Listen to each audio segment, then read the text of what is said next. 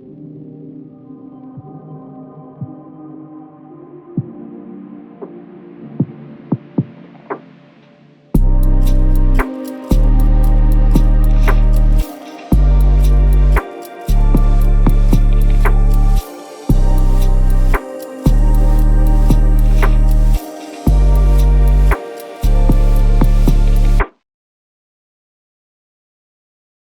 don't know. I just feel Dominique tells me all the time. He's like, "Yeah, reach out, get back on there." And I'm like, that feels weird.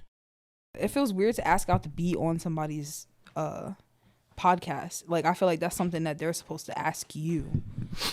You'll be surprised how cool it is when someone reaches out and they're like, really? Yo, can I get on? Yeah. Oh, well, I should have hit you up a while ago then. I saw all these episodes coming out. I was like, yo, I want to go on there. Oh, man. And I was like, no, I'm going to wait. I would be cool. No, that's how it is on, I can't speak for everybody, but on my end, it was the same way where I was like, one, it's hard to reach everybody at the same time because you're always like reaching out and meeting new people, but it's almost like, man, I kind of want to just seem like, I don't want to seem like I'm trying too hard, or like maybe they don't want to be on the podcast. Maybe they don't even watch it. They probably don't even know who I am. You know what I mean? So it's like, at first I'm trying to not sell it, but like sell it enough where people may not know who I am. And they're like, well, I don't want to go. Who are you? I'm going to go to your house. You know what I mean? Because nobody knew me in the beginning. That's fair. Yeah. That thought never even, I hadn't met you yet when I caught wind of the show. Okay. And that still never crossed my mind. Okay, well, that's cool, though. I probably should have, though. But I mean, yeah, man, like it's cool because, like, I know who I am. So I'm like, I appreciate that. But I also, like, was aware of, like, how it looked and how it was coming off, you know, like from the outside looking in. I first reached out to Evita. And originally I had, I've interviewed her now twice since then, but the first time I was supposed to interview her at the TCP Media Center. When everything happened there with Marquise, I came back home, and I forgot to update. It was like 3 people that I scheduled for a TCP Media Center. And I was like, fuck, I gotta let them know it's at my house. And she was like probably the one and only person that was like, well, I'll say she's the only person that was ever vocal about it. She was like, I'll be honest, I'm not comfortable with that. And I was like, I can't even be mad at you. Like, I dig it. But since then, I got to meet her and Solis, and they've been here. But yeah, to get you on was like a goal of mine because obviously like there's a lot I want to get into, spoken word and all that shit. But like, just like the name that you've been building for yourself in Lancaster. And obviously I want to get into where else and what else you've been up to, but for starters, how have you been? I mean, we're filming this April, so by the time this comes out, it'll be the summertime because I'm behind. But right now in April, you know, weather's changing. We're just talking about allergies. That's why I sound like a monster on the microphone right now. But like, how have you been in 2024? The end of 2023. The end of 2023 was kind of turning around. 2023 wasn't my worst year, but it wasn't great. It wasn't good. It was no 2020, but but it wasn't a 92 either. Okay. So so there's 2020 and 92. See, I'm gonna keep a mental note of that. You said 2020 is COVID. Yeah, I know 92 that. is when I was born. Okay. So I ended up having to leave Lancaster last summer. Okay. The first weekend in May, actually, almost a year ago. And then I was able to move back to Lancaster October 29th. And then it was better, but still kind of shaky. And then beginning of the year, everything just got way better. Okay. So in May, when I had to leave Lancaster, it was because I got displaced, actually. So I actually lost my apartment. Okay. So I had been an entrepreneur, performer, teacher, artist for like a year and a half, maybe, at that point. And everything was going fine, perfectly fine. I was still actually, like when you're working and you're working like paycheck to paycheck, or however they phrase that. Financial wise, I guess I was still in the same boat, but it didn't bother me nearly as much because I was doing something I wanted to do. And I knew that I would get there eventually. Like if I'm starting out, if I took a leap of faith. I'm not that great with telling stories. Like I'll start explaining something and then realize that you need a piece of backstory from like a year prior to that. Go ahead and do it however you want. In March of like 2022, 2021? 2 years ago then. Yeah. Or 3 years ago. It had to be. Yeah. So March of 2021, I was working at a place. Actually, I don't work there anymore. Nothing could happen. I was working at Conestoga View, which is now called Lancaster Nursing and Rehab. They changed the name of Conestoga View? Yeah, it got bought several times before it became Lancaster Nursing and Rehab. But by the time I ended up there, it was Lancaster Nursing and Rehab. I was a business office associate. I was helping residents fill out their Medicaid applications and their renewals and putting their funds into their little resident bank accounts, paying their bills and just taking care of their business affairs basically. But I was burning out. I had just switched to that job from working all the way out in Willow Street. It's not far, but it was wearing on me because I don't drive. So it was just very tedious. Okay. So I wanted a job closer to home. Lancaster Nursing and Rehab was like blocks up the street from where I was living at the time. Okay.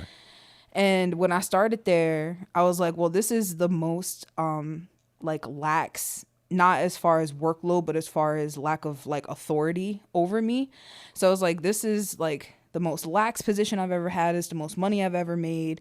And I was just starting to really get into being Thunda Khatt. Okay. So I was like, this is where I'm retiring from. Like, I'm not going to work anywhere else. Like, when I quit here and when I'm stop working, it's going to be an artist. And then that's that. Gotcha.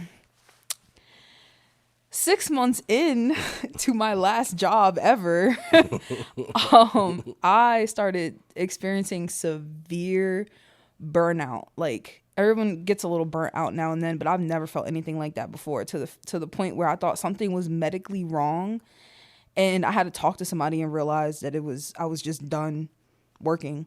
Okay. I had gotten too much of a taste of what it is I'm supposed to actually be doing, and I was like, forget this. I'm gonna go poet. So I was like, I was not in a good space. Like I'm not a drinker, but COVID brought about a love of alcohol that I never knew I had. I was getting delivered at that time too, so. Well, I wasn't getting any delivered, but me and my dad has the same issue. There's no alcoholism in the family, but we probably border on it. Yeah, I dig it. So we were taking car rides to Maryland where liquor stores were open, just so that we can get our little Calico Jacks. Yeah. So they I'm bad at storytelling. I don't remember where I was at. Conestoga View, you just got burned out. Oh, I got really, really badly burned out. Yeah. Like to the point where I'm leaving out of the house at 6:30 in the morning, but I cannot walk out the door until I've had like several double shots. Okay. Oh, so this is to start your day. What time? I'm assuming you're starting in the morning at that time. Leaving out the house at 6:30 in the morning, buzzing. So you're already feeling the angst and the stress of what, and it isn't so much the job itself. Like it's you just said, it's working lax in general, yeah. But it was just you mentioned a couple of things. You said I got a taste of what I wanted to do, and that's currently what I'm going through now. And that burnout of like, for me, it's kind of like y'all are in my way, but I need you right now. Exactly. But you're in my way, so it's kind of like a double-edged sword because it has to be finally. What you're saying, I don't want to speak for you, but it was like you finally made that jump all in. Talk to me about that real quick. I mean, you're burning out, and even though that had something to do with your wanting to jump in, that transition though of kind of jumping in, not were you ready to do that at that time? 6 months in, was that something you had Right. So like, No. talk to me about. Oh, I wasn't 6 months into poeting. I was just 6 months into that job. No, that's what I mean. Oh, okay. 6 months into the job. I know now, obviously, that I was not ready. Okay. That I could have done it a lot smarter. So after I realized what was going on with me, like mentally and everything, I was just going through a lot at that time. Like, what were you going through? There was a lot of things going on. Yeah. Like I don't like personal stuff and family stuff and just a whole bunch that was all piling on at one time. Okay. I'm not telling the story to make you feel bad, and I'm gonna leave your name out of it so people that know just know. You I had to the camera. That's your camera right there. Hey, March 4th of 2021. I'm not saying this to make anyone feel bad. It's just a fact that's relevant to the story. Yeah, absolutely. I made it. I didn't want to be here anymore. Okay. And I texted my best friend at the time, and I was trying to tell her like what was going on because I clearly failed, right? So now I'm talking to her, and I'm just trying. I'm not really looking to. I don't want to talk about it really. Okay. I just want to like talk in general to someone about like anything. I don't really remember the frame of mind I was in when I was texting her. Yeah. But I was just looking for some sort of comfort. Okay. And I did not get that. From your best friend at the time. Yeah. To be fair, and we never talked about it after, but to be fair, she probably thought she was being but that's probably just me making excuses. So it was like everything that was going on, it led me to make a decision that I thought was the right one. It didn't work out. So I'm trying to push through it. And then that's when the drinking in the morning and everything else comes about. And then I decide to quit my job and go away. So what was going to happen is I called Dominique. Okay. I called Dominique and I was like, bro, I'm about to 302 myself. And I was, I don't know what made me call him, but I'm glad I did because he had some sort of like a relevant story, like not the same thing, but something similar that he felt like sharing with me to have me not do that. He told me, he was like, get out of town, do something, take a break for a couple weeks, come back. And if you still feel the same, then do it. So I have a friend, another one of my best friends, shout out to Gregory, lives in Akron, Ohio. So he was like, you can come hang out for a little bit if you want. And I was like, so I took my last paycheck from my job and paid April's rent and bought a train ticket to Ohio. I hung out at my friend's place for about 2 weeks, went to like random open mics in like Cleveland and wherever else I went, I don't remember. And then when I came home, I was like, on the train, I was looking for jobs. When I got home, I decided that I needed to go ahead and take the opportunity to see if I can poet. Okay. So I didn't quit my job with the intention of starting to be an artist, but I just took the lack of employment to see what was up, basically. Okay. That's actually I don't want to say a cooler story. I'm trying to find a different word for it, but it's not like you just said it. It wasn't like you quit, like I want to do this. It was like I quit because a number of things that were piling on. And then after a couple of weeks, which really solidifies your commitment to your passion because you took time to get to that decision of, oh, you know what, now that I've got my shit together a little bit here and I have some breathing room, let me try this poet thing. And so you're saying then that's the last time then that you worked? You've been doing your poet since then, or have you worked? Up until November 4th, 2023. Okay. So from March 25th, 2021 until November 4th, 2023. That's a few years then. Yeah. So now that you're in this position, I'm sure there's a mixed number of emotions because it's not like you quit your job and you're just trying something to get paid. You're following your passion, which we're going to piggyback off that pretty soon because I want to get into that. But talk to me about those 2 years up until 2023 of November where you were doing nothing but being a poet, living off of that. That was your bread and butter. The grind, the love of it. Talk to me about like how was your experience those 2 years? It was fun. Yeah. It was really fun up until May of last year. Maybe even a little bit before then, but it was clear that the fun was over in May of last year. Okay. But not over, but you know. Shit got real for you. Yes. Yeah. Too real, too quick. Yeah. And I had no like, I don't really know why it hit so hard because it's not like I had any lack of roughness like in my life and upbringing. Okay. So it's not like anything that I had to go through was new, but it was the first time that it was on me, I guess, and it was my fault. Before it was my mom's fault, this caretaker's fault, that caretaker's fault. Like someone was responsible for me. Now it's just me. So but leading up to that, the year and a half or so up to that, it was fun. I was going everywhere. I was meeting everybody. I was writing everything. Like it was, I probably I don't think I've ever been as happy as I was in that time. Yeah. I'm pretty happy right now. Yeah. But it's more like a we made it through, so now we're grateful sort of thing. I know what you mean though. But that's a good place to be. Is that part of like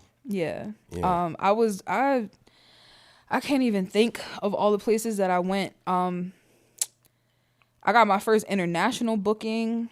I didn't make it, but I was booked. Where at? Canada, just Canada, but it's international for me. Hey. I was supposed to go to Toronto last summer. It was supposed to be I think the last booking that I had like for the summer. Okay. And it ended up not going through. The person didn't really tell me why. He was part of a band and there was some sort of internal conflict with them. Okay. It ended up not working out. They were having I think it was some sort of anniversary show and they had like a couple acts coming to support them. So the guy's name is Omar. The name of the band is called The Recipe. Okay. And they're a Canadian band. And he found me on Instagram, I think he said. Okay. And this was after like my first time going to California last year. I came home from Cali. I'm getting all this love on social media and they're like, "Oh, I saw you there. Oh, you did a great job here, there, everywhere." And then I get a message from this person talking about they want to book me. And they're like, "We're going to pay you this much and we're going to fly you here and we're going to take care of everything." And I had just gotten back from my first long trip for a booking, but I took care of it myself. Okay. So I'm coming home and now someone's talking about how they want to book me. They're going to pay me. They're going to pay my way. So that to you is like, word. Yeah. And then and it all like, even though I didn't end up going, it was still like one of the best booking experience I've ever had. Yeah. Because like I'm talking about, as soon as I got off the phone, I got a contract. As soon as I sent the signed contract, I got a deposit. As soon as I got, as soon as I did all that, I got my plane ticket. And like everything was like, there was never I wonder if they're lying. Like it was all like done. Like. Yeah. It was wild. I wish I could have went, but I'll make it there someday. Absolutely. So was this 2-year experience or a year and a half, I guess? Is this where Thunda Khatt became, where you really solidified yourself as Thunda Khatt, or was that already? No, Thunda Khatt was already a thing. I don't remember exactly when it happened. So I used to, when I met Dominique, actually, it was a open mic at Crispus Attucks for it was like Martin Luther King Day programming. So he was the host or the MC, and I signed up. I put down Tina O. That's how I signed up for open mic. Okay.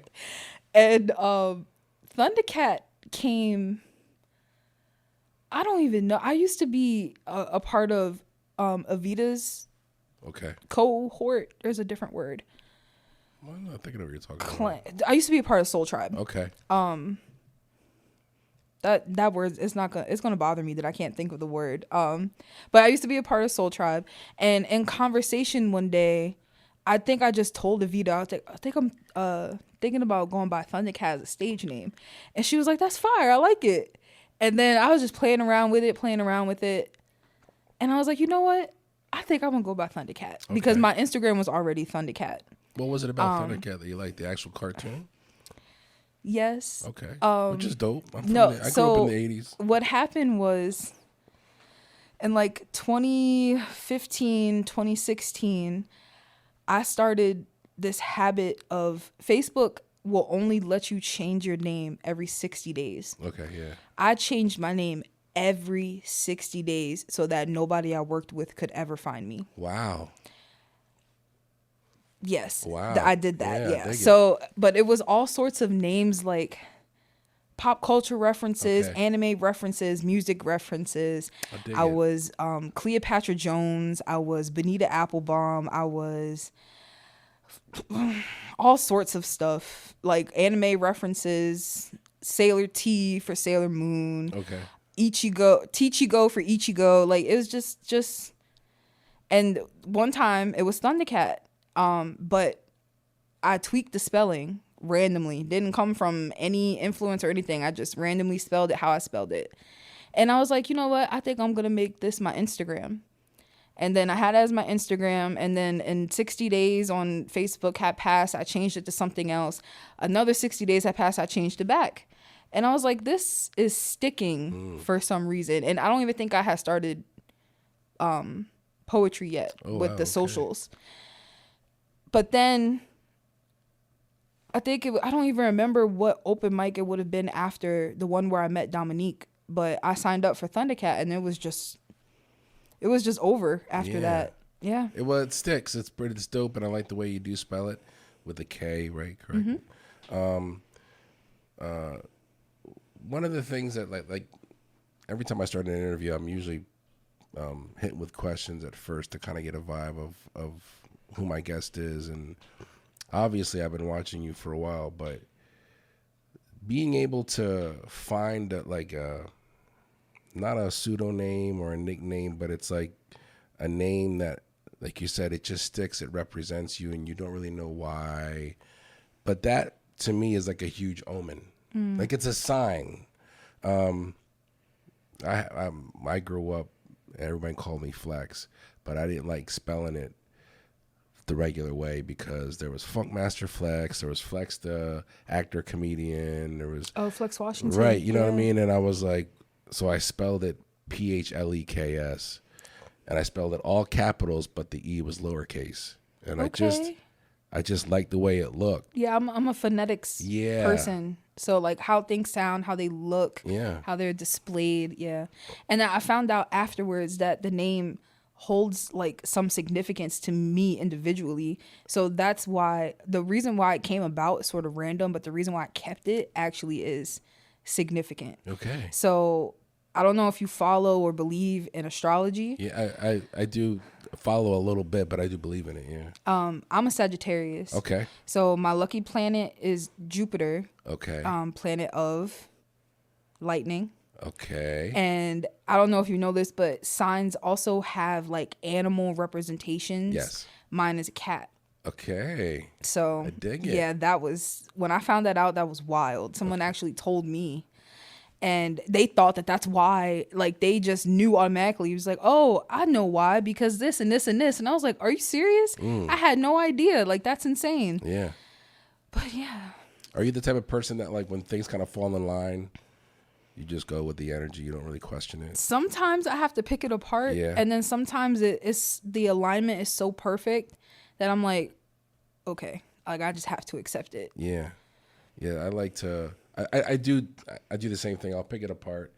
My wife and I have these we go back and forth because I'm a huge believer in things, and I'm not a naysayer in anything.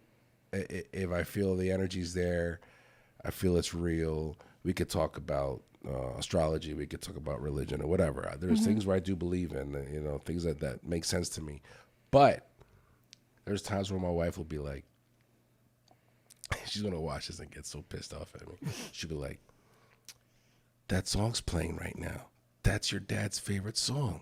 And my dad passed away. And I'd be like, yeah, but that don't mean nothing, baby. It's just a coincidence. She goes, how can you be such a believer? But this song just, I said, but it's just so, I don't know. It's too like Johnny on the spot for me. Like it does.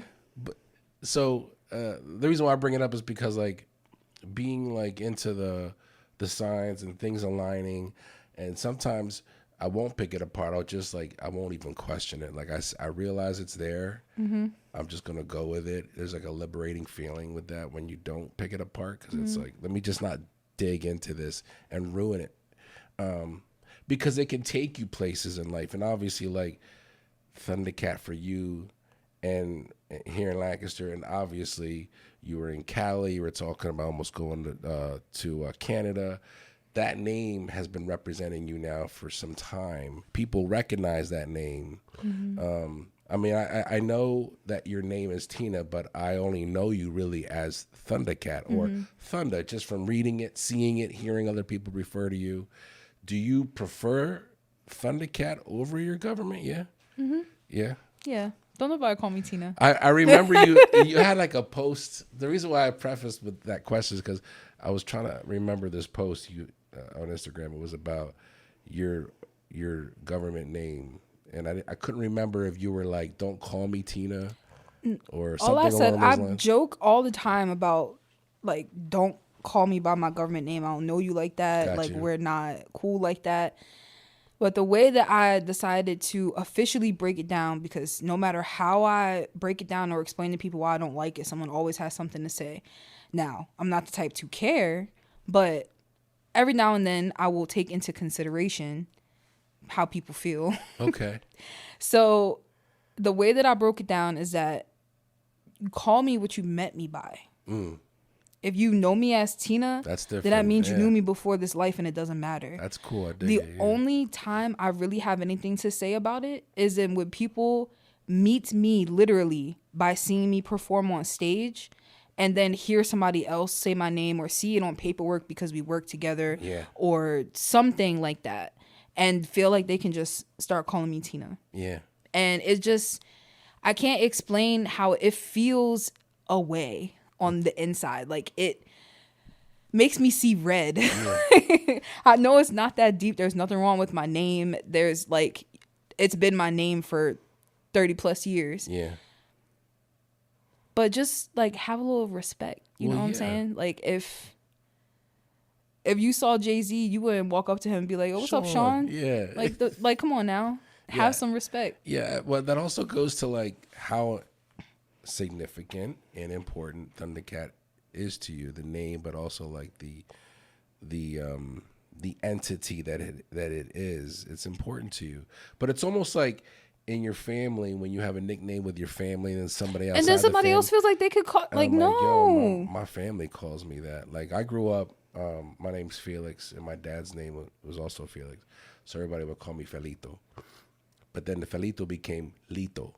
So my whole family would call me Lito.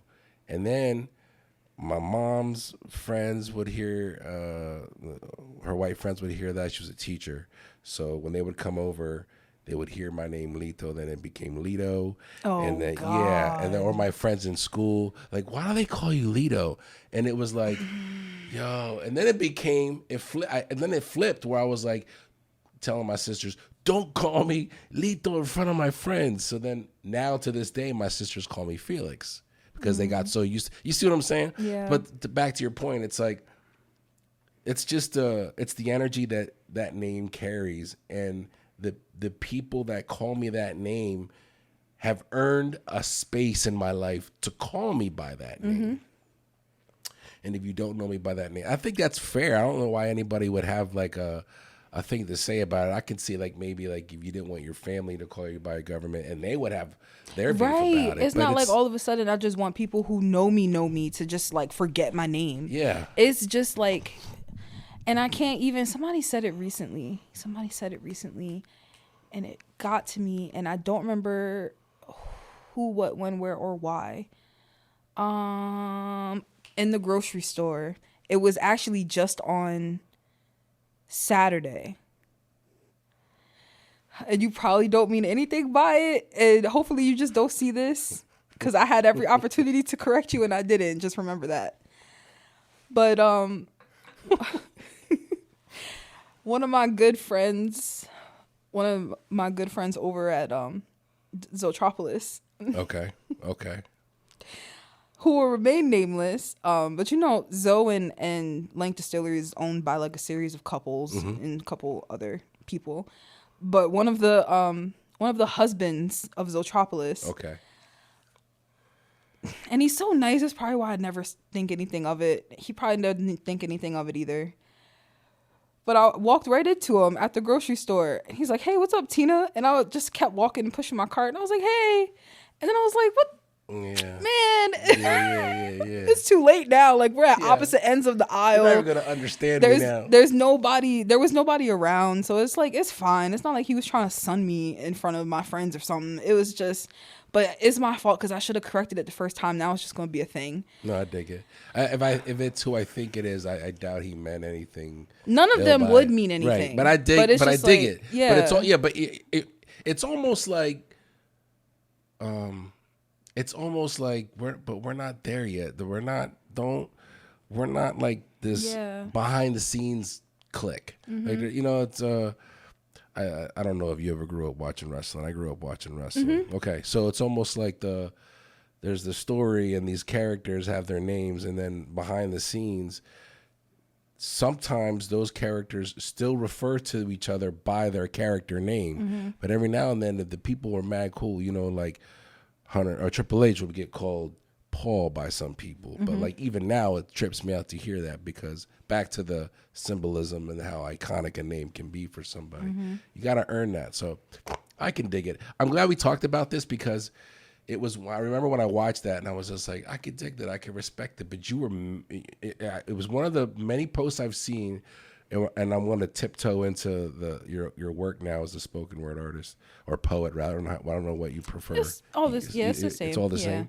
But the passion, your content, the context, your passion behind it.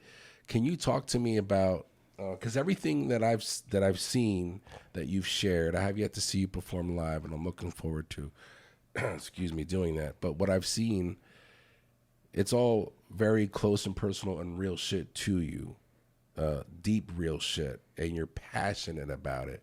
Can you talk to me about where this fire for the content that you make, where it comes from?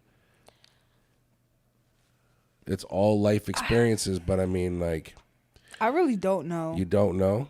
I really don't know. Because it's like, you say some cutthroat shit. I'm like, God damn, look at her go. You know what I mean? Like, where was that, spoken word aside, was that always Thunda Khatt, that I'm going to tell you how it is, straight no chaser? I think so. Yeah. I think people that knew me before and know me now, but outside of off of a stage, like, I have friends now that I didn't make until after I became Thunda Khatt, but they're still my friends. Like, they're my inner circle. Like, they know me off the stage. They know Tina. So I think they would agree. Like, I think, like, I have a certain, I guess, just like, aura. Like, it's just part of my personality. Yeah. Like, I guess, or like, aesthetic is visual. No, but I dig what you're saying. Basically, the aura aesthetic, was perfect. Yeah. It's just a part of who I am. Probably not all the time, which is probably why there's still some people out there that from my previous life that have no idea what I do now, wouldn't believe you if you told them Yeah, I don't know. It's like a Beyonce Sasha Fierce thing. Like it just happens. Yeah. I just write and then it happens. I really don't know. Yeah. When did it start for you writing? I've always written.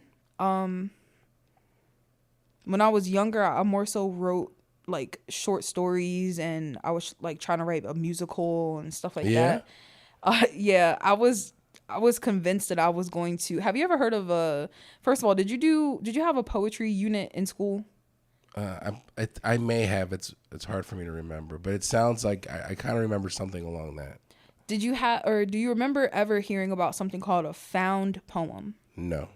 So a found poem is, let's say one of my poems is typed up and printed out.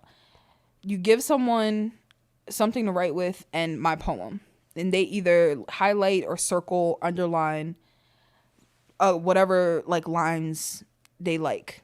Not every single one. They got to pick some out, like maybe every 3 or so. And then those lines by themselves, taken out of that whole poem, is now its own poem called a found poem.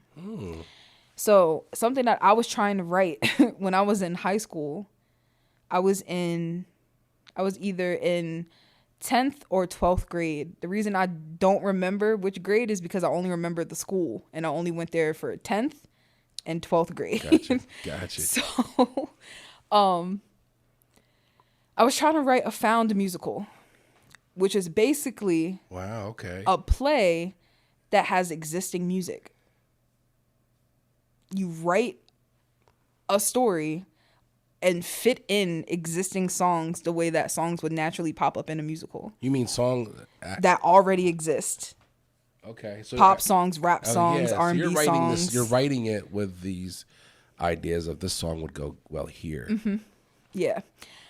That probably will be gold, comedic gold for me to just read right now for nostalgia. But I've never been somebody that keeps track of like old notebooks and. Okay, yeah. I would love to see the types of things I used to write. Yeah, I'm the same But I way. never held on to any of that stuff. I never held on to any of it. Yeah. I remember it was a bright blue, one of those composition notebooks with a flimsy back. Yeah. And it was coming apart from being folded back so many times. And it was almost full of a musical.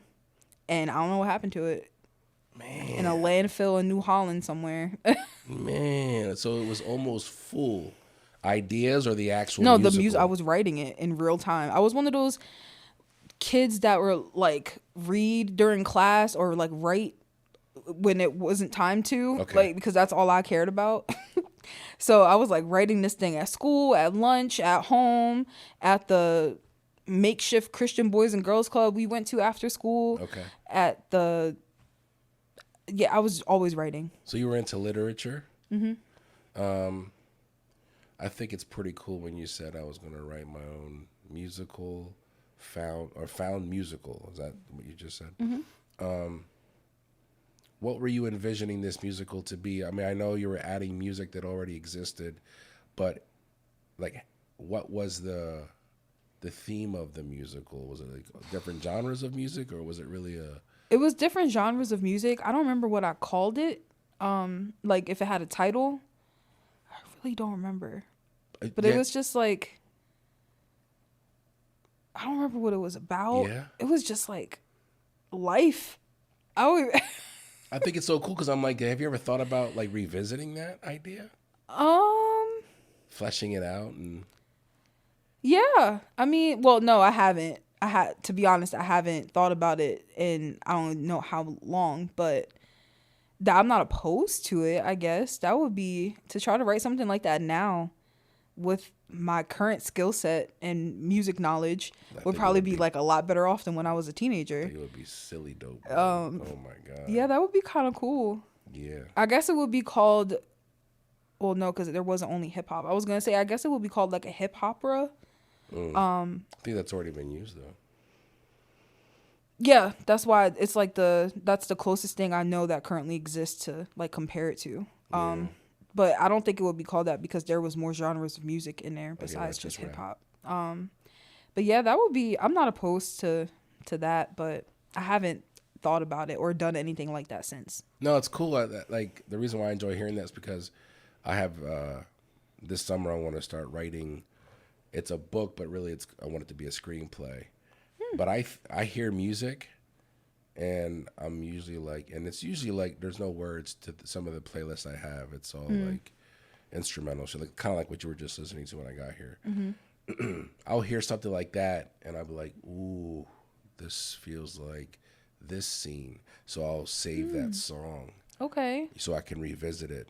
And I have like a playlist of, I probably should have like named them or something, but I'll visit that playlist then. Yeah, so they don't get all mixed up. Start picking it apart. Like this scene, let me go back to this playlist and find that song. What's the name of that song? And then it gets real stupid deep too. It's like I gotta reach out to these people and ask them if I can. What's it gonna cost for me to use this song? In this, like stuff like that.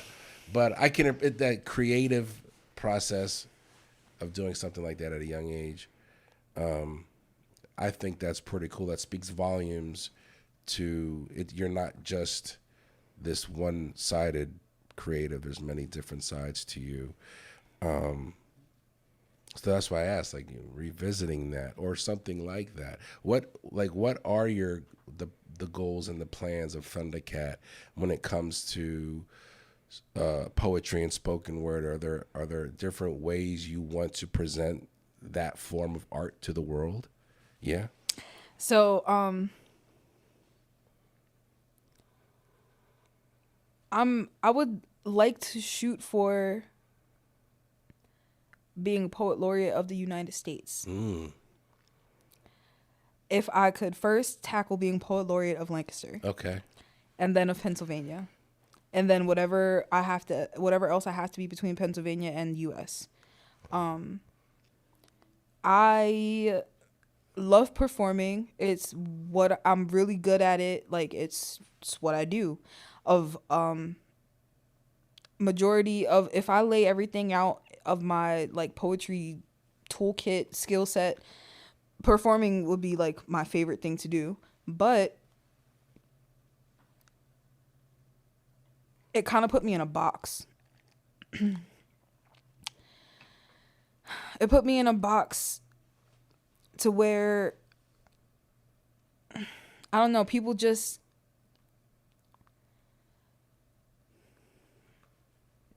like, all they expect from me now is just like controversial bars, and that's it. So people don't realize that I'm like super smart. I'm like super well spoken. I'm well written beyond poetry. Like my technical skills are kind of insane. Okay. And it's just like going back to, that's why I'm not super mad about going back to work, because it just reminded me like how well-rounded I am actually. Yeah. So I work for Lancaster County Housing and Redevelopment Authority in basically Section 8. Okay. And then I have a second job. I work at a shelter, at an emergency homeless shelter.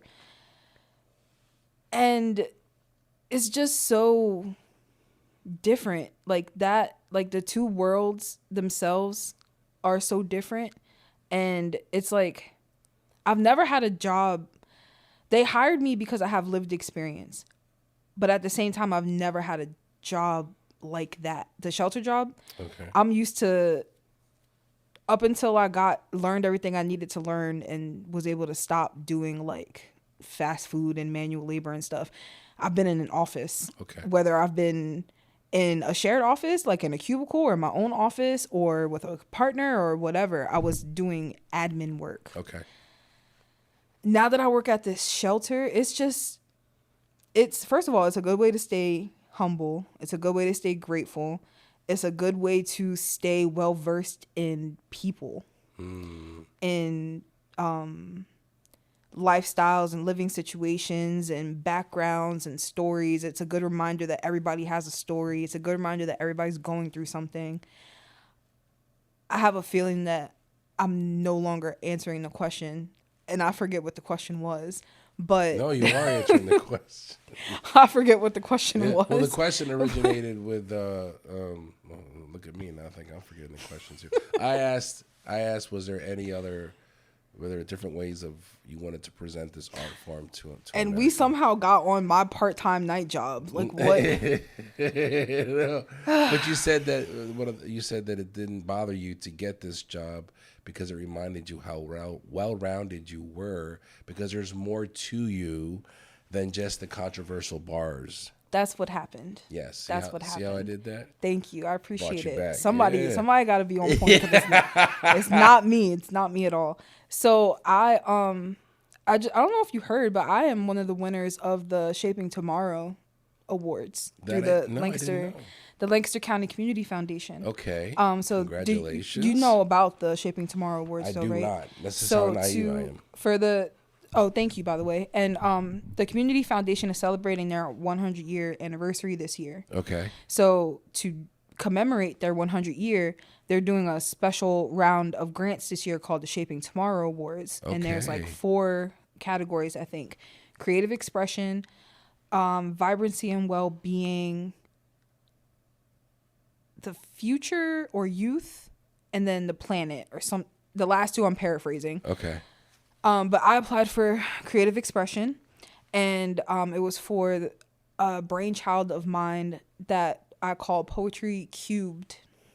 So I'm partnering with Atalo Prep, the Public Art Board of Lancaster, and Atomic Designs to create 6 life-size Rubik's Cubes that will have poetry on them and essentially be giant word puzzles. Wow.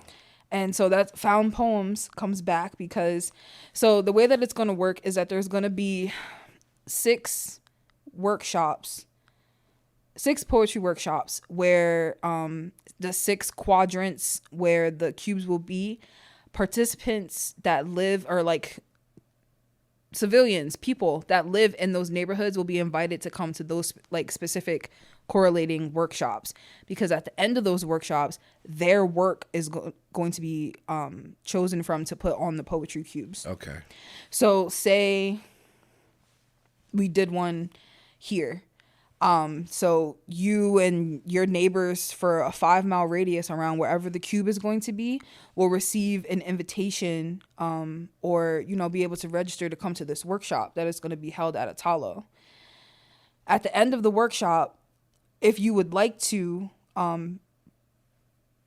be put up for consideration, you'll give me your final project. Everybody's going to be writing a final poem, but you're going to when you go to hand it in, you're going to let me know if you want to put it in for consideration to be chosen on a cube. Gotcha. So there's 1, 2, 3, 4, 5, 6.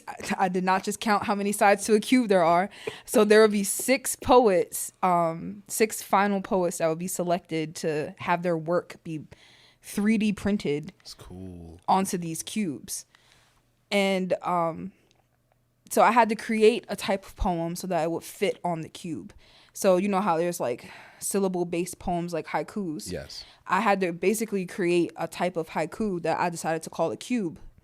So haikus are like 557 or 575, something like that. The words? The syllables. Oh, the syllables. Okay. I think it's I don't remember. I got you. There's 2 lines of 5 and a line of 7. Okay.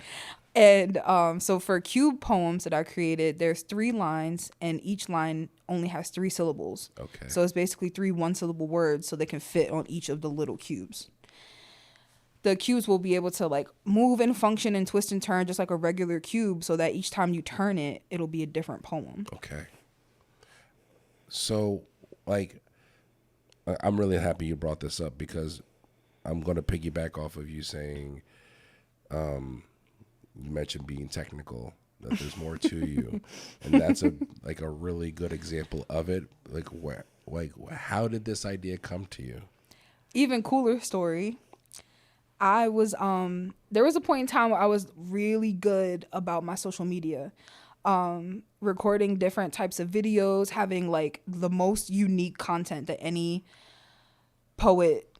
I'm second guessing that statement now because I never looked into it, but I never saw any other poets posting the type of things that I was posting. I was doing Word Wednesdays and Did You Know, and like different poetry, like facts and just like funny stuff about being a poet. Yeah. I thought I was killing it for a second. Yeah. And I came across this during my research for like what else to create. I found out about, like, I was researching like ancient types of poetry and ancient poets and just like older different ways of writing. And I found out about this Chinese poet named Su Hui. And she wrote something called, I forget what the actual poem is called, but it's fudge. I don't remember what it's called, but it's a poem that could be read forward, backward, up, down. Okay, I do remember that. Diagonal, all the ways. Yeah. And I was trying to replicate it. And I realized that it was going to be impossible for me to do. I was trying to do it in an Excel spreadsheet because it was, I think, like 28 by 28. Okay. Excuse me. And I was like, if I'm going to be able to keep track of this or see it all at one time, it's going to have to be in Excel. And I was like, one word per block. Like, we can figure this out. Let's go. But I realized I wasn't going to be able to do it because of the way that the Chinese language is written. It's one character per word. And we have several characters up to, there could be so many characters in a word, or there could just be one. Yeah. So it was going to be harder to, it's probably not impossible, but I couldn't wrap my brain around how to make it work the same way. Yeah. So I was like, I was thinking, I was staring at the Excel spreadsheet. So I don't know if that's where like me envisioning like the blocks came from. Okay. But I was like, you know what would be even better? Like the only way I'd be able to pull this off is if it was on like a Rubik's Cube or something. Okay. And then I was like, poetry Rubik's Cubes, like that'd be cool. I could see that at like a park or something. And then I was like, well, why don't you do it then? And then so Wednesday, you know Wednesday, right? My friend Alex. I know of him. I haven't met him yet. Oh, okay. Well, there's Wednesday told me about this grant at the time. This was like 2 years ago. Like I've had this idea for like 2 years. He told me about this grant called Creative Capital, and we both went for it for separate things. Neither of us got it, but that was like I was brand new to grants, first of all, and that is a beast of a world all by itself. Yeah, I'm still getting hip. Oh man.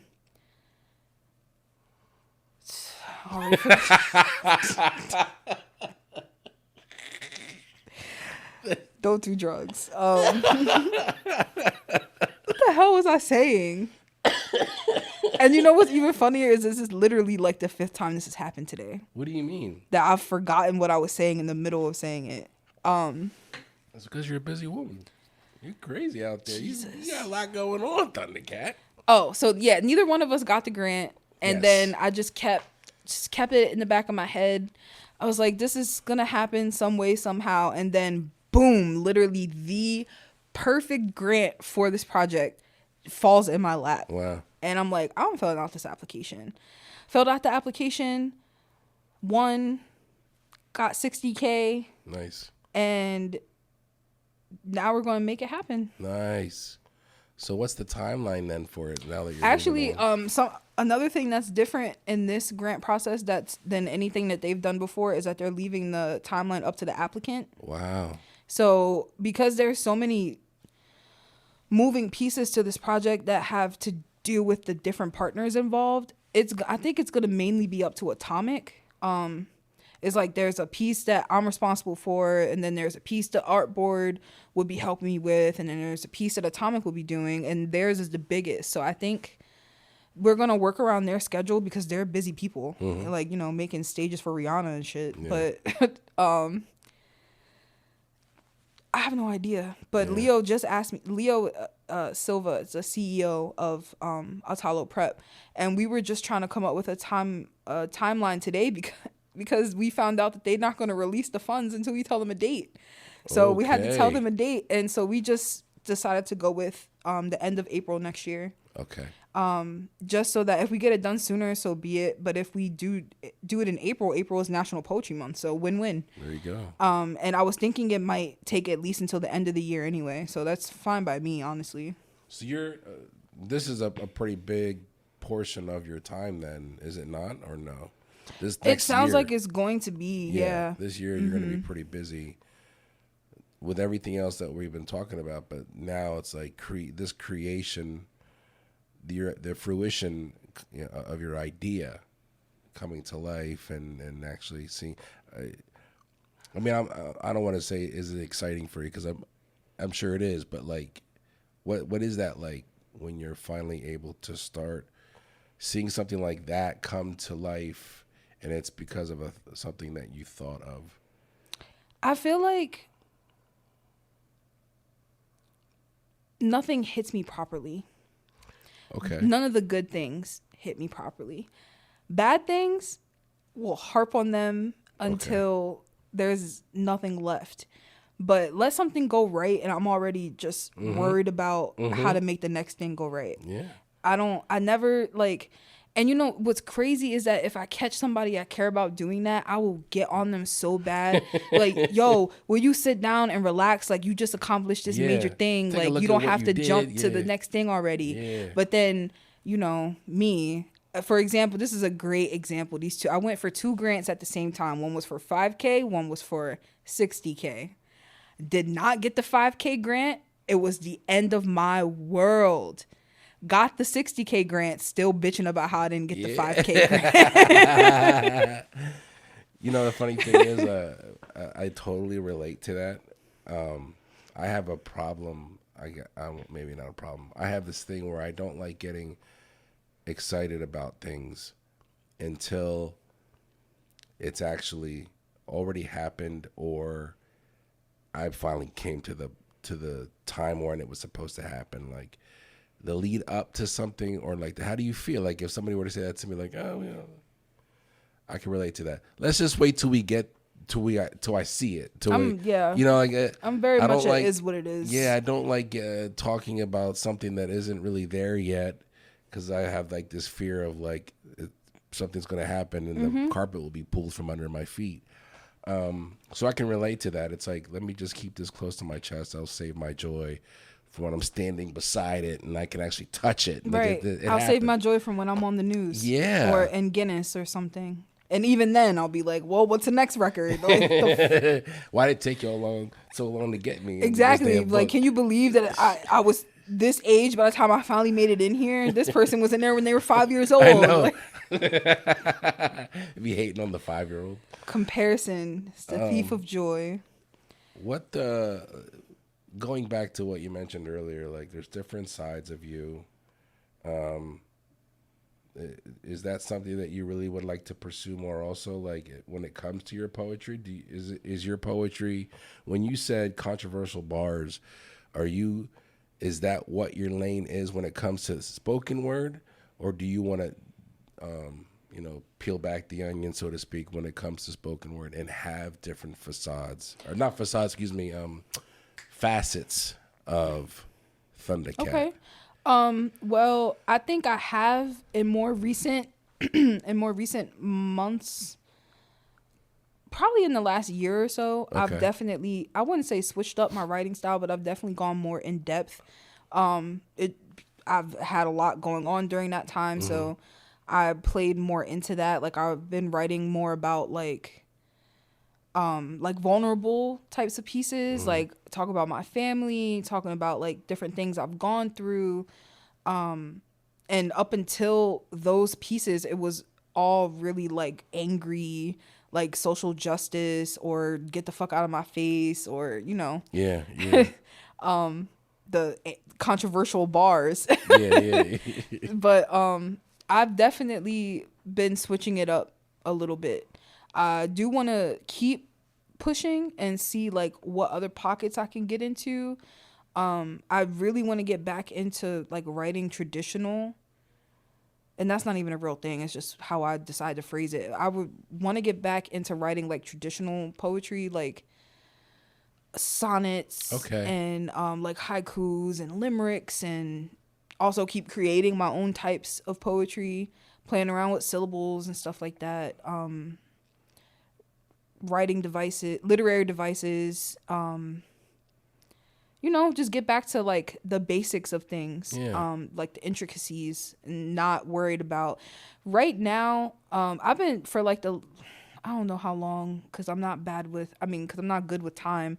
So I could say in the last year, and it could have been in the last 5 or in the last 6 months. Gotcha. I've been going by this mantra that it's not about me, it's about poetry. And right now there's a very common theme in the world of spoken word. It's just look at me, look at me, look at me, look at me. Like these people, they see us, or they see viral poets, and they're like, I want that moment, like, and they're writing for the stage. They're writing with the anticipation of getting on stage to perform. When this is such a cringy statement, but back in my day, you were just like, like writing your feelings, like, oh, I hate my mom, or I love this boy, or like, it's just like it's becoming tainted in a way. It's not kind of. That's why I'm so adamant about moving the way that I move, because there's nothing wrong with moving the way that they move, but it's not going to be me. I'm a champion of poetry, and some people are champions of opportunities. That's not for me. No, I dig it. Yeah. That's not for me. And it is for them because it works for them, those that it works for, but it's just, it doesn't sit well with you though if you were to do that. No. Man. It doesn't. That's why there's things that, like, for example, I went out for Poet Laureate last year and I didn't get it, and it hurt in the moment. Yeah. But I finally like matured a little bit and came to the realization that it wasn't my time. Yeah. Like, true that my poetry career, for the amount of years it's been and for the amount of experience I have, is pretty impressive. Yeah. But that's not what being a Poet Laureate is about. Like, a poet laureate is like a true champion of poetry for where they live, for the people of the place where they live. And I was not that at the time. I was thinking that because I'd been here and been there and blew up overnight, was in this newspaper article and on this news channel, or you're looking at your resume and saying, I need to be like, of course I deserve to be Poet Laureate, look of all I've done. And that's not like what it's about. Like, it's been that with like a couple of the things that I went out for and didn't get. It really peeved me in the moment, but then like I was able to dial it back, reel it in, and realize that it wasn't like my time yet. Yeah, but I can appreciate that a lot of people either don't get to that point or won't admit. You know what I mean? They won't admit that they were wrong in that moment, or that they weren't thinking. They've had time to step back and have a change of perception, new information, and some time allows you to kind of look at things from a different angle. So I can appreciate that. I had a thought. I had a question while you were, and I just kind of went forgot about my question. Damn it! It was a really good freaking question. What were we just talking about? Now it's my turn to ask you. What were we talking about? You were just talking about. What was I just talking about? Really anyway, it'll come back to me. It's right there. But I asked you. Damn it! It's really pissing me off. So. Okay. We talked about you like being technical.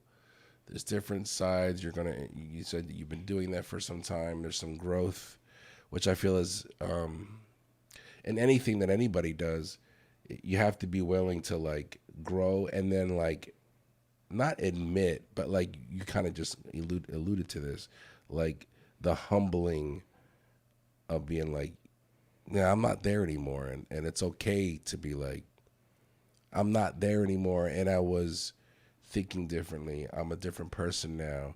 There's like a liberating, humbling feeling about that. A lot of people like to hold on and not like grow.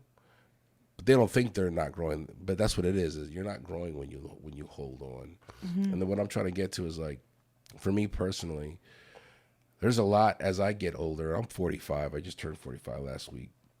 Oh, happy birthday! Yeah, thank you. And I'm like, I'm not perfect, but I'm a lot better at being like, yeah, I kind of messed that one up there.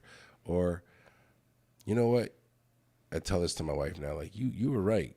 You know, for whatever it is, A, B, C, you were right. Where before, probably 10 years ago, I probably would have just kept that to myself, you know, and not share it. I think a lot of people can own it in their own mind, but to vocalize it, when you hear yourself say things like that, it's hard for some people. So I can commend you. So like, considering everything that we're talking about, where, like, what do you see and where do you see for Thunda Khatt coming down the road here? I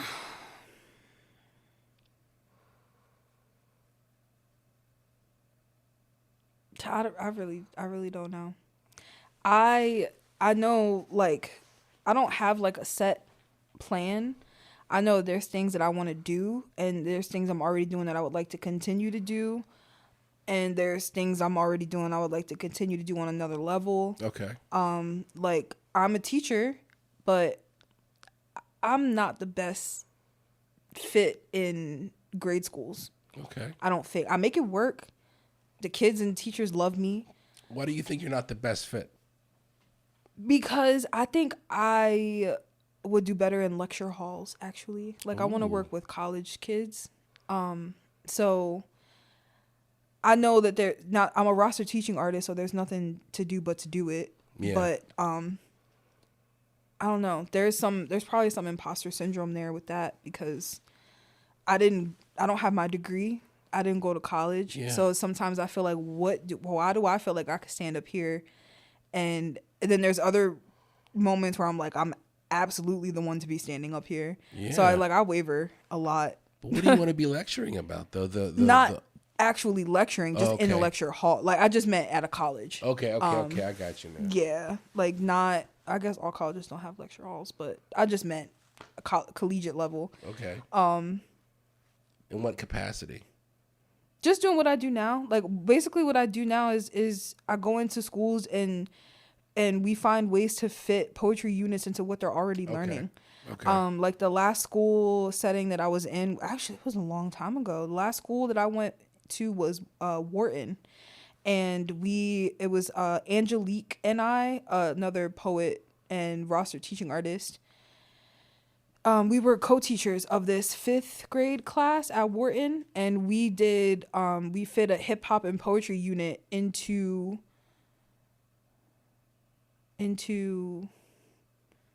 they were going over literary devices. They were doing, like, was it literary devices? I don't know. They were doing, like, learn about, like, onomatopoeia. Okay. And stuff like that. So we had this lesson planned with no, it wasn't Can I Kick It? Can I Kick It? And we compared Can I Kick It and an R.L. Stein poem. Was it R.L. Stein? Lord have mercy. Now I can't remember anything. No, I don't remember the poet, but the poem was Mr. Grumpledump's song. I don't remember who wrote it, but it's like a kid's poem. Okay, R.L. Stein, he's the author of of Goosebumps. Goosebumps. Yeah, I don't I don't know where the connection came from. But yeah, there stuff like that. And with, like, that's not always, like, if I can't engage with a 5th grader in, like, the first 15 seconds, I'm not going to know what to do. Okay, I got you. And it's not but that's nearly fair. that involved with people my age or like close to it, you know? So it's just, it's probably a cop-out. But that's a fair statement. I think with younger children, it requires a lot of patience. And if you don't get them, like, quick, you're not going to. And that is, like, frightening to me personally.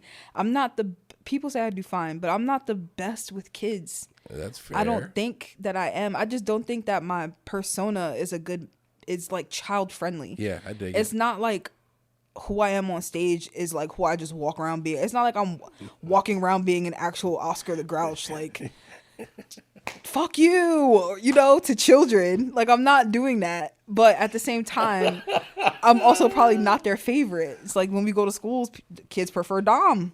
After this assembly's over, they're in circles around Dom. Yeah. And me and whoever else came with us from Millersville standing by the door like, all right, let's go.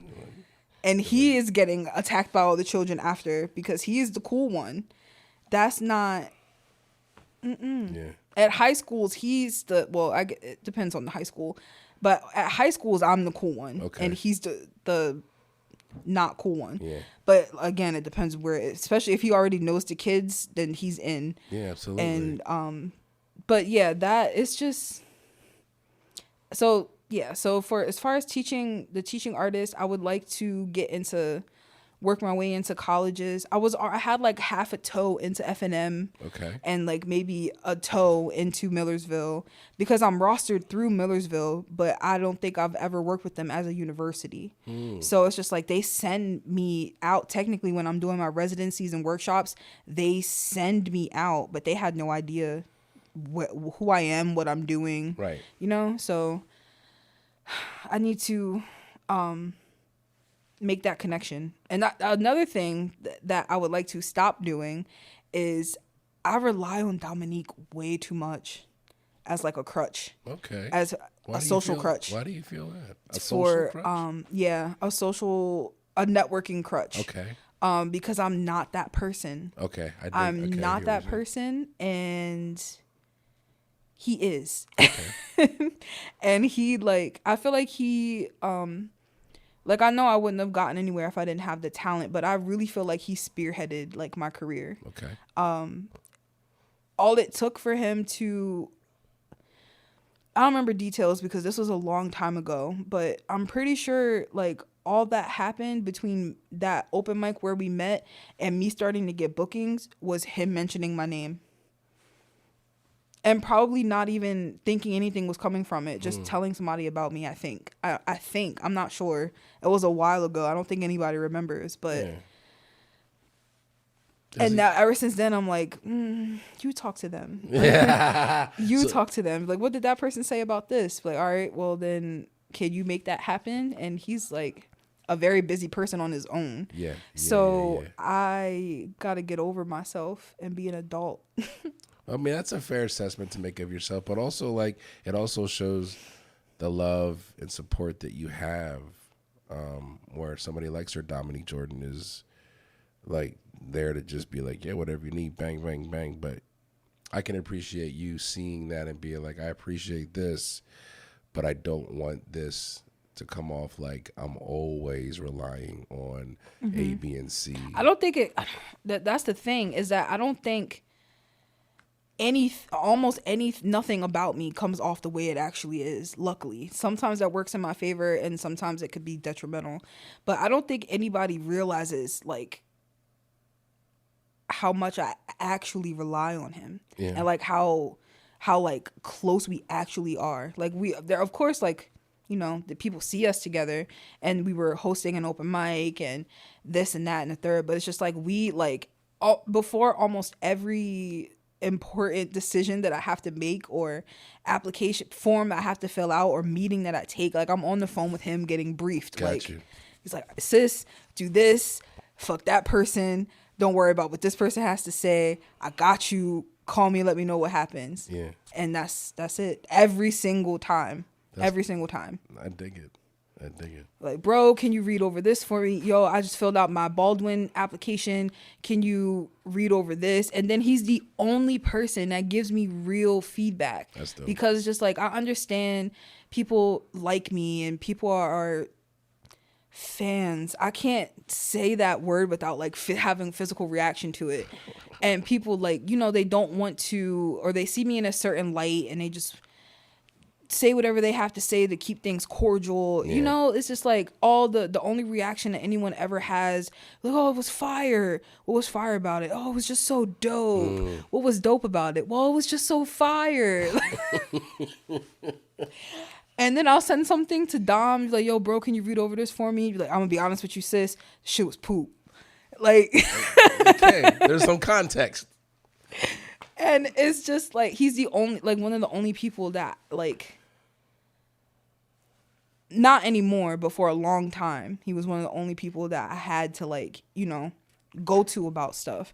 Now, like, the load has been taken off of him a little bit as I do what little amount of networking I actually do at these events and, like, meet people and become friends and, you know, stuff like that. But for a long time, it was just him, and I know he was tired of me. For a while, he was basically my manager. Yeah. People don't really know that, but that man was basically my manager. There was a point in time where he was getting me all my bookings. Wow. Inadvertently. I don't even think he was trying, but if we had to trace it back to someone, it would go back to him. Got you.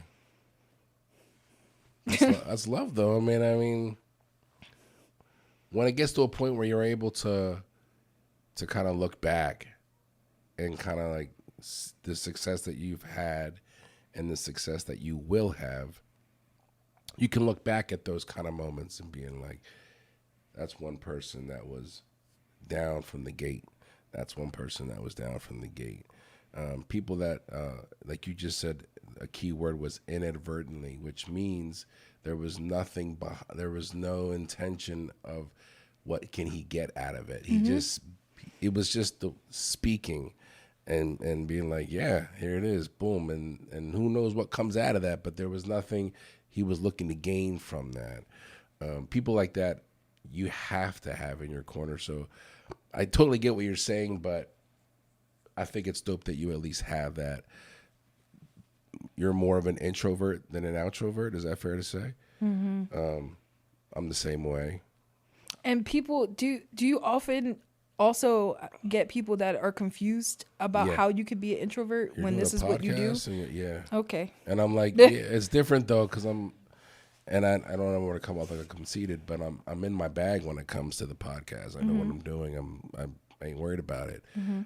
Even when I do it in public, and I've only done it once in public, and it was nerve-wracking, but I did it kind of easy because I know the routine that I need to do, and I'm just confident and I do it.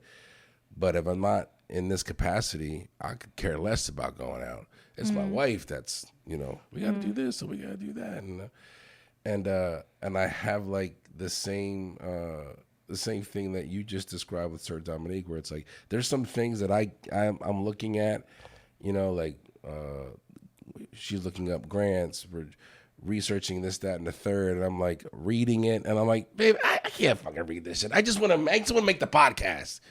That's where my creative energy is, to sit and do admin shit and try to figure this out and plan it out. It's necessary, and I'm learning how to do it, but I just rely on her to do that for me, because I'm like, I don't like it, but I know that I need to in order to grow.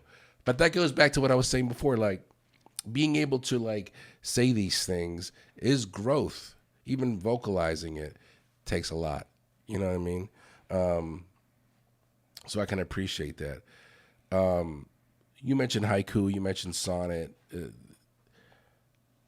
I've interviewed several spoken word artists, but you're the first one that I can recall, and forgive me if I'm forgetting. I don't remember any other ones actually mentioning styles of poems and actually studying them.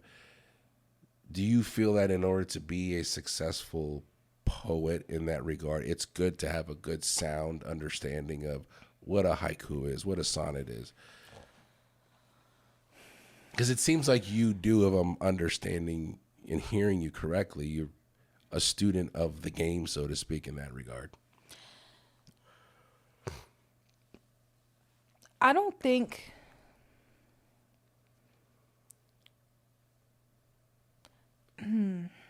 that's a good question.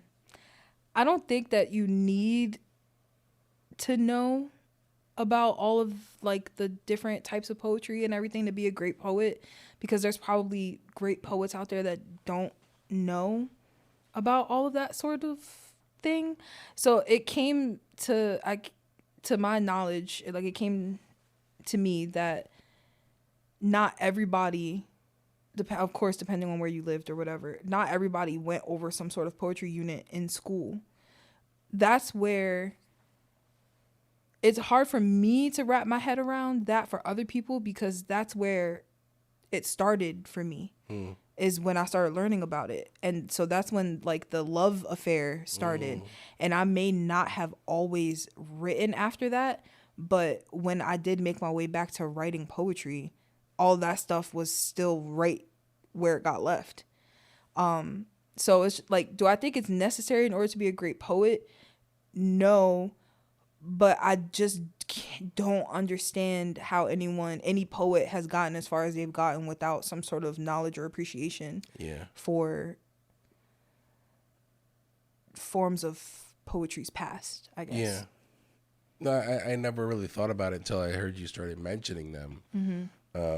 The reason I say that it was brought to my attention that not everybody goes over stuff like that is because I was talking to a poet friend of mine that I had met that's from Philly, and I had just mentioned in conversation something along the lines of, like in school when you did A, B, and C, and it was like, I never did poetry in school. And I was like, what?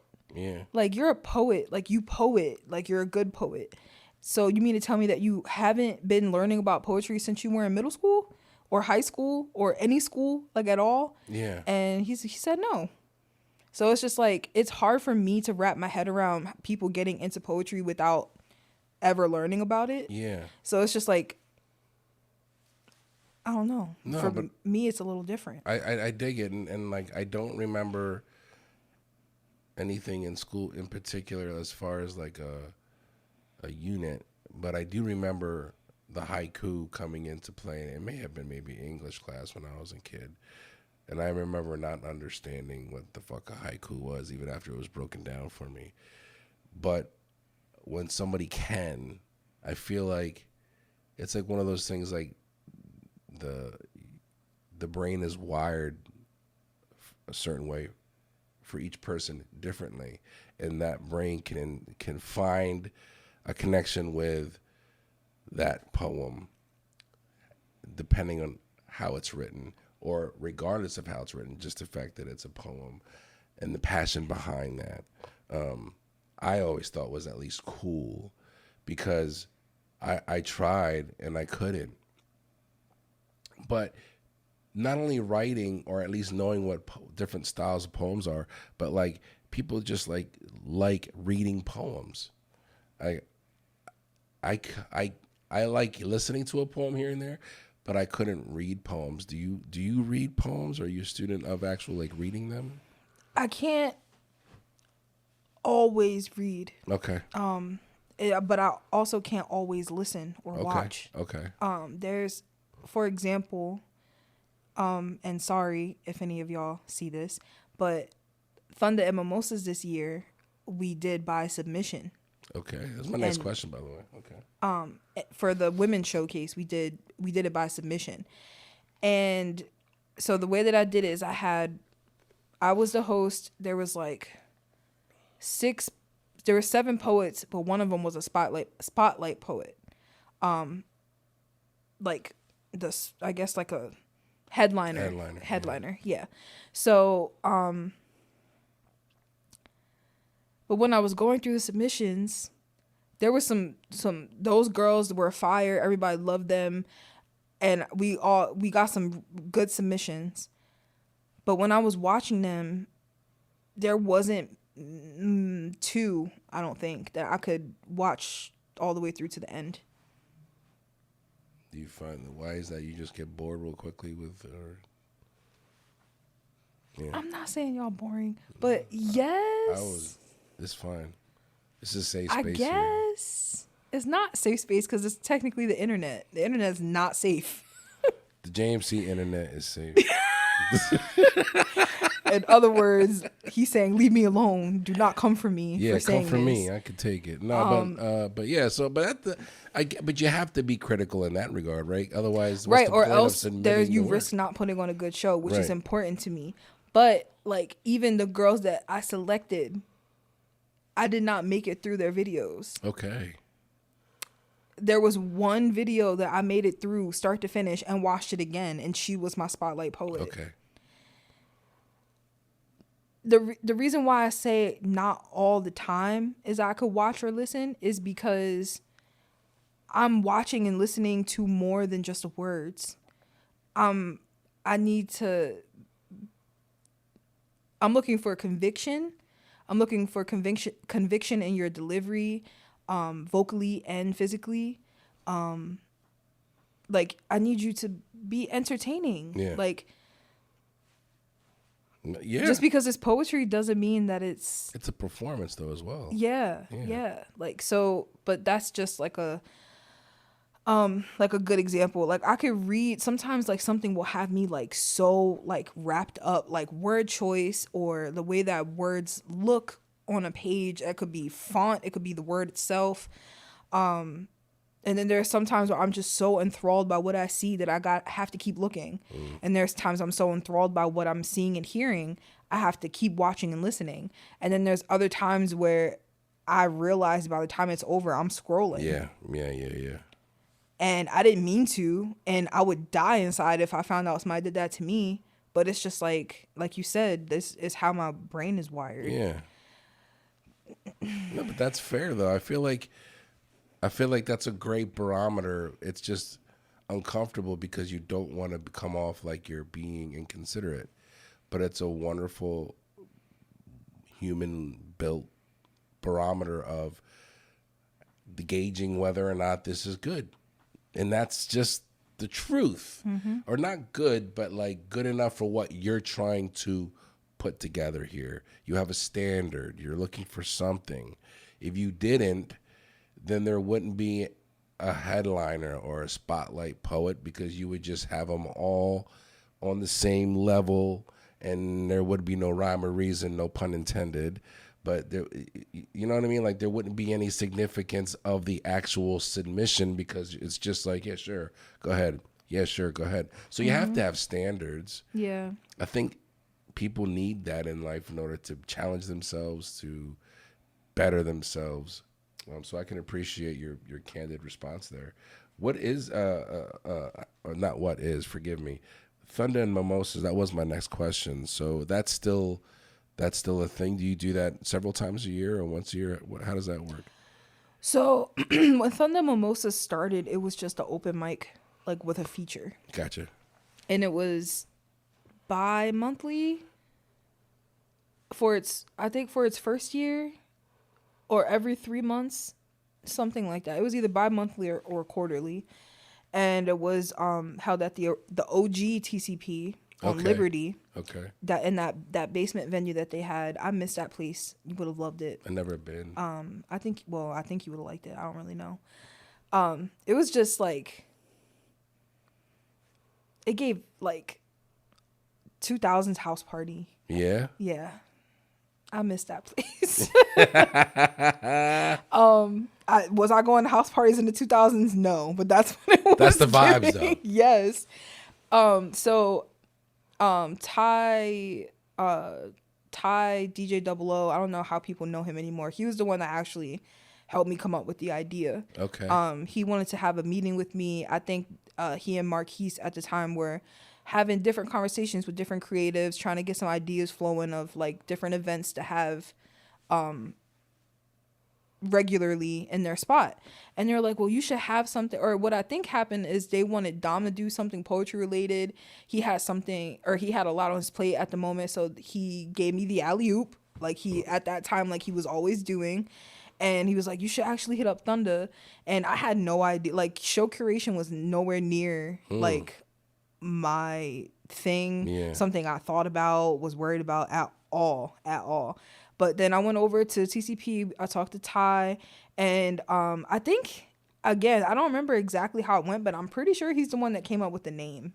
Wow. I think he's the one that came up with the name, I'm pretty sure. And so I had two of them over there before that place ended up getting shut down. And then I had one, I think it went on like a break or something. And then I had one, because at this time, these were being paid for all out of pocket. Okay. Yeah. I was paying for, I was buying a case of champagne for mimosas, all the juice, I was paying for the big giant grazing table full of like charcuterie items. what else was I paying for? Just like decorations, stuff like that. It wasn't like anything too crazy, but it was a lot for somebody to be taken care of out of pocket. Were you getting any of that back? No? Barely. I was getting some of it back, but I never made back all my money. Okay. Because they were ticketed at that time, yeah, so that's great. But I wasn't, like, I was having a hard time getting people to come. They did well. They did well for a random pop-up poetry event that just started happening out of nowhere. But they weren't doing what I saw for them. Okay. So we worked our way up. We were in different venues, still open mic with a feature. And then I ended up with at Photo Lay's new spot on Chestnut and Duke. Yeah. Did one at his photo studio. And then the last ones that I ever did that were still open mic were at this place called the Sugar Tank. Okay. Do you know where the Sugar Tank's at? I know.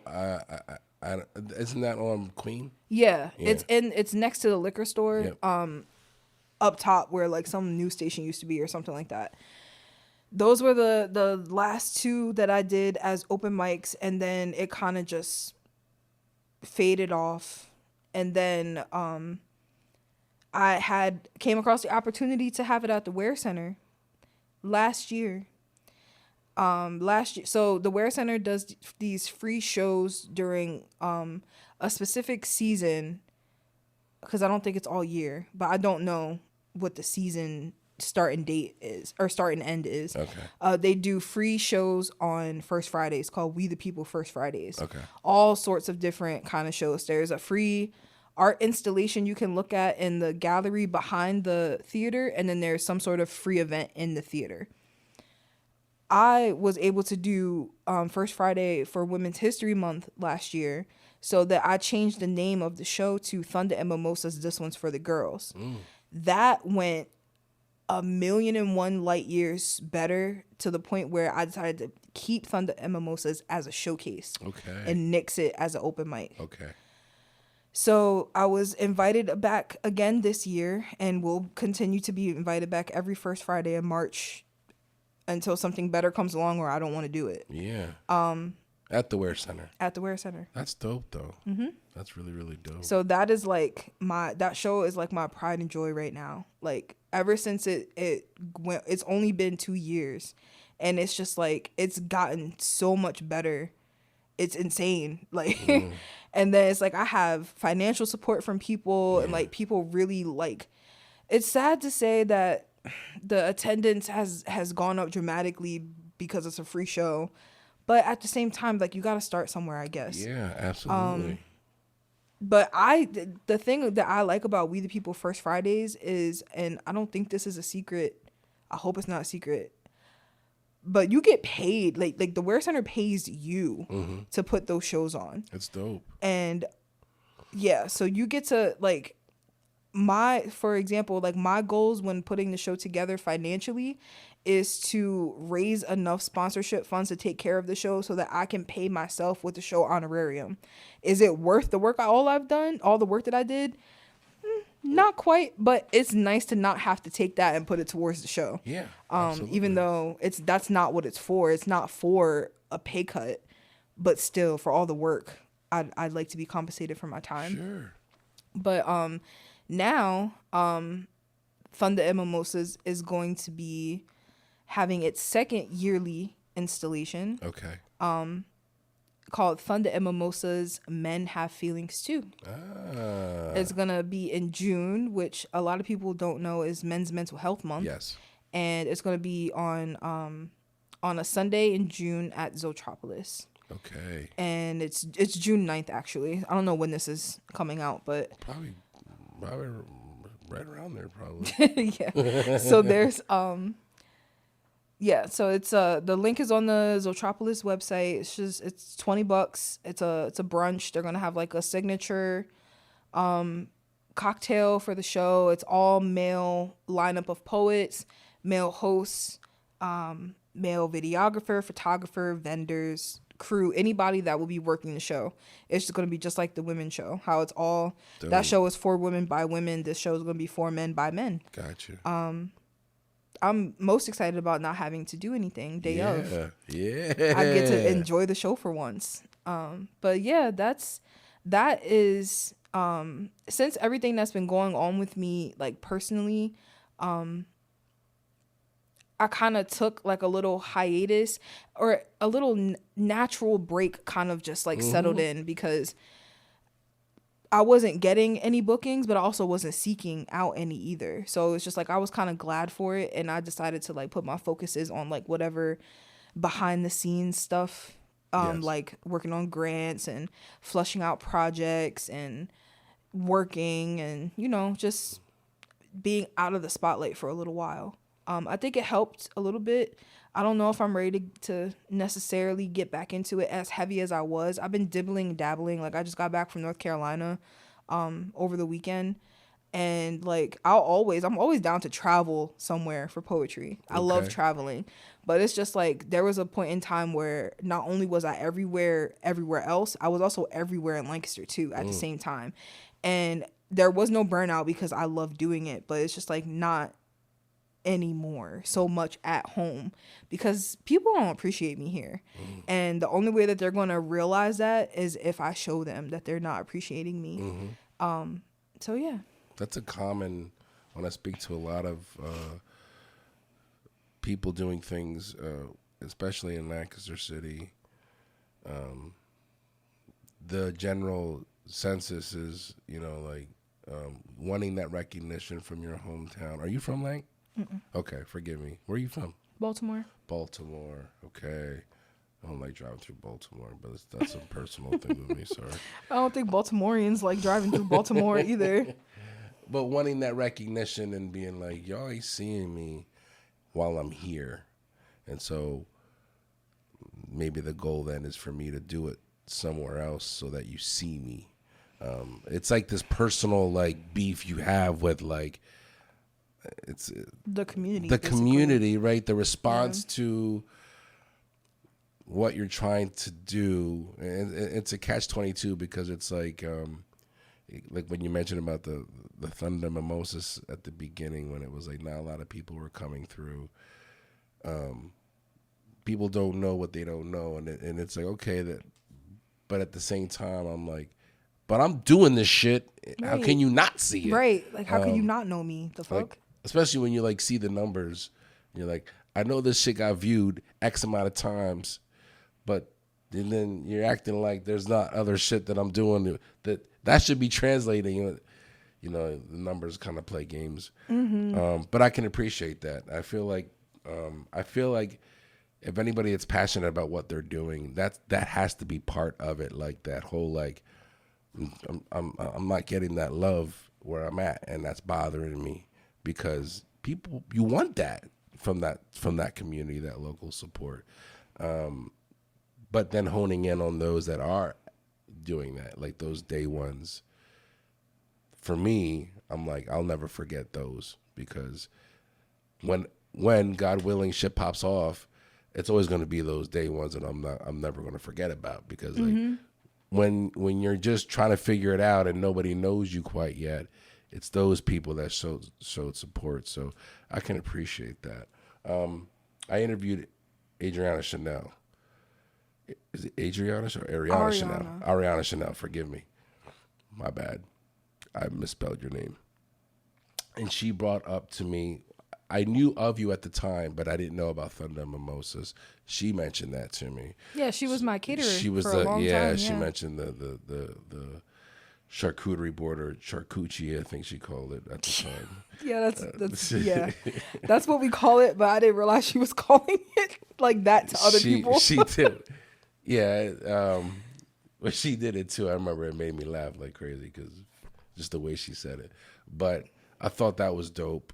And now hearing it from you, I think that's cool. I think everything that we've talked about really is showing me the time that you've invested into this craft of yours, how passionate you are about it, the places that you want to take it, how serious you take it, the time that you've committed to it. Like, I'm sure that you're aware of how committed you are and the amount of work that you've done, but have you ever, just for your own personal like documentation, have you ever taken a step back and been like, I'm doing some pretty damn big things. I mean, you're waiting on Atomic, for crying out loud. Like, that's cool. I try to make sure I take that step back and like, so something that I tried to implement, I'm not doing a very good job at, is keep like a running list of like accomplishments or like things that I did this year that I didn't do last year, or first for my career and just in general. And I've not been keeping up with the list, but I try. Yeah. So I try to make sure that I remind myself that I actually am kind of dope. Yeah, really dope actually. But it's so like I fall into the trap of like the example that I use is like casual conversation. People would be like, "Hey, what's up with you?" Like, "Oh, nothing." When it's literally everything has changed since the last time I saw or spoke to you. Like I've just like yesterday was backstage in a green room with Sway in the freaking morning. Nice. And I'm telling you that, nothing new, same old. Just, my eyes are half shut, red and blurry because I just got off a 13-hour train ride. But, same old, nothing new. Yeah. It's just, I don't know why I do that. I don't know. I'm like literally the queen of self-sabotage and downplay. And I don't do it on purpose. It's literally one of the most frustrating things about myself. And to my friend circle, it's probably really frustrating to them also. But yeah, I do it all the time. I forget that I have like 1,000,001 things on my plate, and to the point where sometimes my body decides to remind me in the form of being sick, and I never get sick. So like that's when I know like I gotta chill. And then there's other times where like I'll have a note in like the notes app of like it's a few different things at once. I think like the top is like a to-do list, the middle is like things I have coming up on whatever date, like a interview with you and then a doctor's appointment with this person, and at the very bottom is like a list of like competitions or grants or like things that I'm waiting to hear back about, see if I've won money or recognition or something. And that I try to like look at that list to like be like, hey, you actually have like stuff going on. Yeah. Or like when I don't have any like pressing reason to, if there's a day that I do not have to leave the house, I feel like I was not productive. And I start to like get on myself, and I'll get like, I was chilling perfectly fine, resting all day, and at 10:25 I want to hop up and clean the house because I didn't do anything today. I'm lazy, Yeah. It's stuff like that. Like it's easy to fall into the trap of feeling like you need to be productive 25/8 when you're an entrepreneur. So I think I'm just still kind of in that because I've only been back to work for like November, December, January, February, March, April. 7 months. Not even a full 6 months. Not even a full 6 months. You're right. Yeah.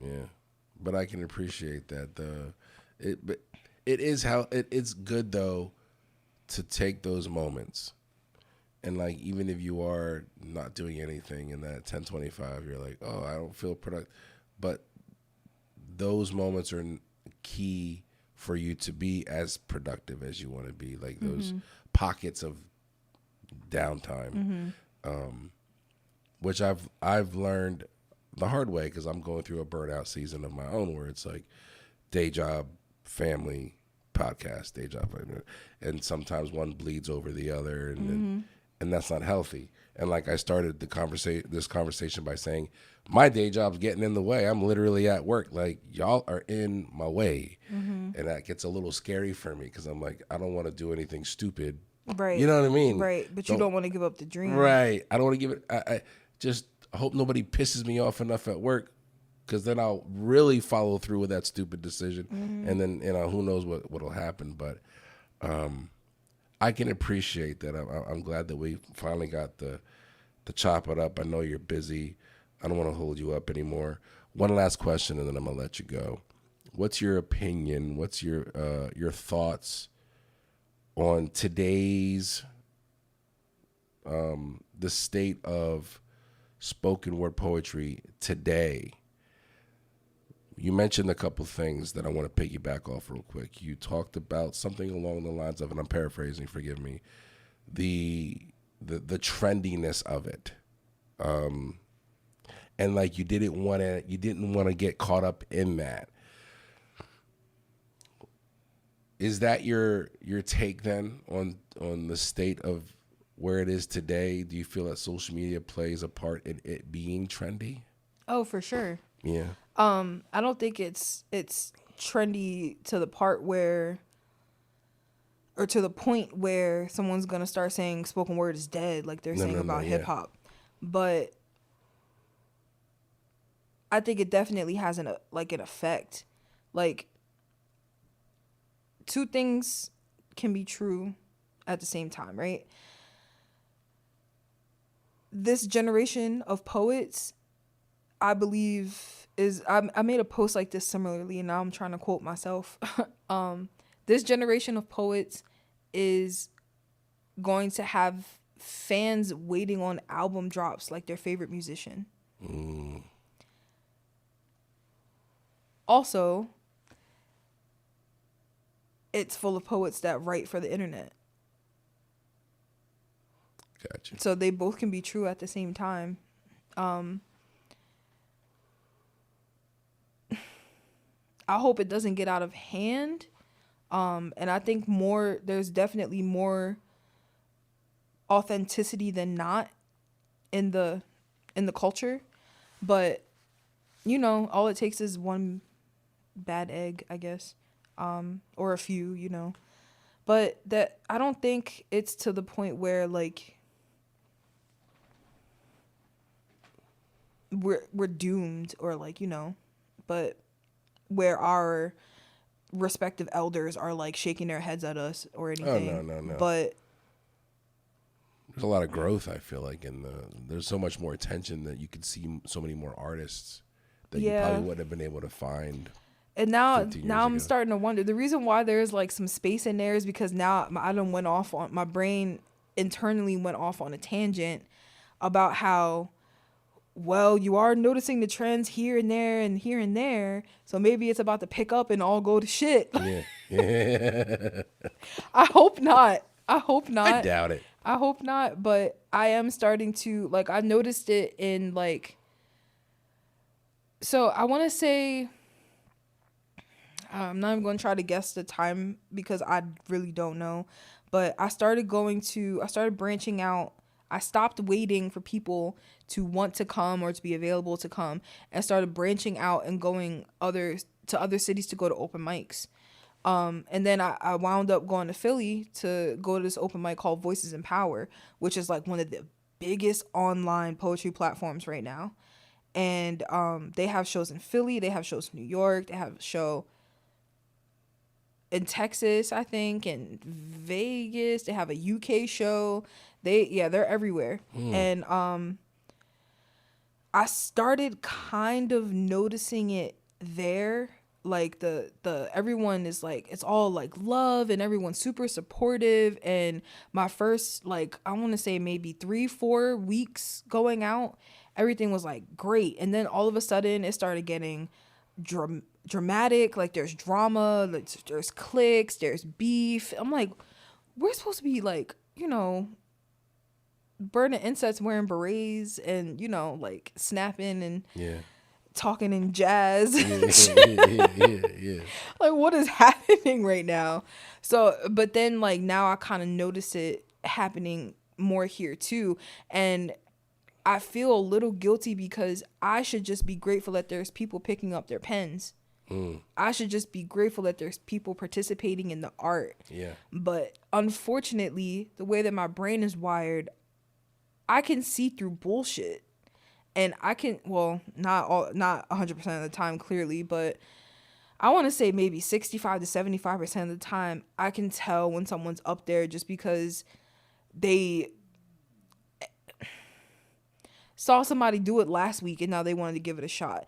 That should be a good thing for me, but I know that they're not up there for like the right reason behind it. Right. They're not up there because they fell in love with this art and want to give it a shot. It's to talk to this person, or so that this person thinks you're cool, or that, it's just like, I'm glad that poetry is like a cool thing now. It's kind of like when anime started becoming more mainstream. Okay. Like, I'm glad I can find Dragon Ball Z shirts at Walmart all the time now, but I hate running into people that have the same shirt on as me and they never watched the show. Right. It takes away from the